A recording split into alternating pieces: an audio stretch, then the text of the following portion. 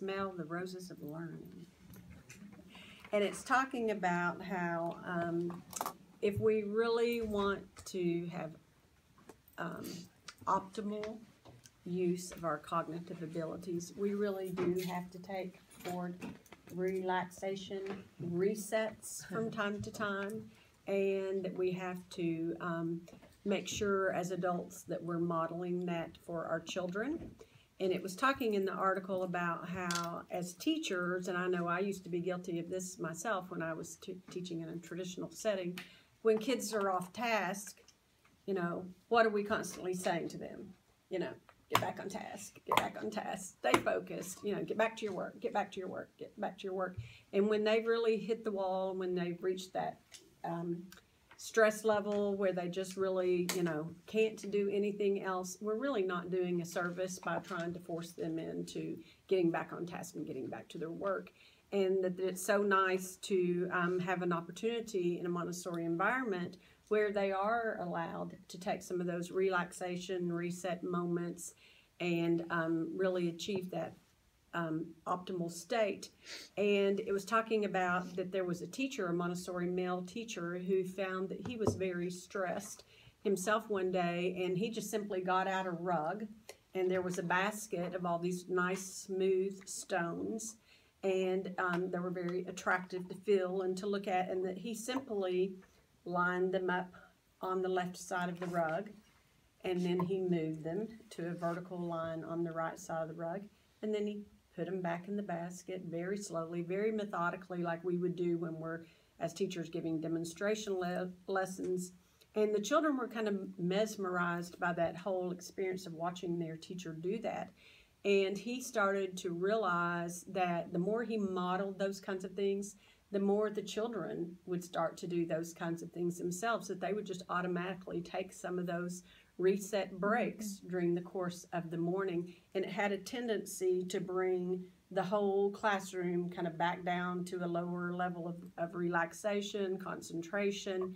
And we talked about, even in the Montessori training, about how, you know, you reach a point in the classroom as a teacher where you get kind of to a fevered pitch.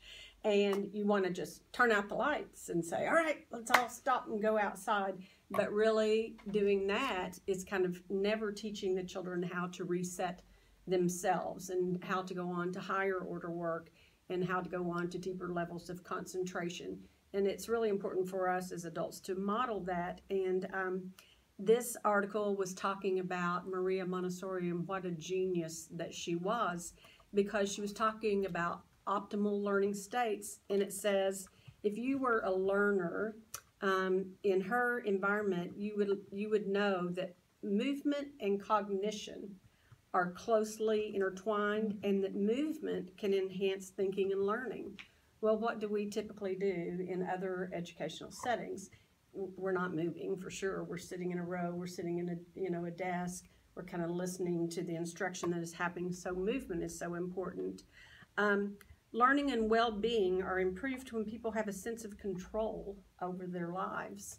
When things are being forced upon us, we don't feel like we have any control. We don't have any choice. And so these children are making choices in the Montessori environment every single day about their learning. People are more interested, and they learn better when they learn better when they're more interested in what they're learning. You know, instead of a forced curriculum, a forced feed of information, children in a Montessori environment get to kind of select the things that they're interested in and go into more depth with those. Tying extrinsic rewards to an activity like money for reading or high grades for tests negatively impacts motivation to engage in that activity when that reward is withdrawn. And I think I've talked about in these Montessori moments before how Maria Montessori actually did initially try to give rewards and prizes to the children. They weren't interested in it. They kind of simply tossed it aside. And so we know as adults what a good feeling we have when we know we've done the job well. I don't need somebody to hand me $1 for doing a job well. It kind of takes away the glory of the moment, if you will. And so extrinsic rewards not being as valuable as intrinsic rewards. Collaborative arrangements can be very conducive to learning.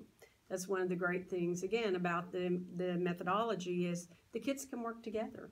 They can help each other. They can help each other see their errors or ways that they need to correct their work. And it's okay. You can go back. You can change it. You can fix it. So they can support each other. Learning situated in meaningful contexts is deeper and richer than learning in abstract contexts. And order in the environment is so beneficial to children. And so all of these things all help to tap into that optimum brain development, and that we all just need to slow down, stay focused on the work at hand, but recognize that children need those opportunities to do things like practical life activities. They need to have snack. They need to be outside having that physical movement. They need to have socialization time. And then they're ready to get back and focus on their work and do even greater, higher level order to work.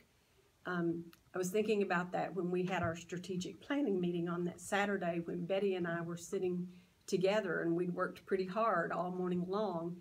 But we I feel, met a threshold where Betty and I were off task. You know, we just needed.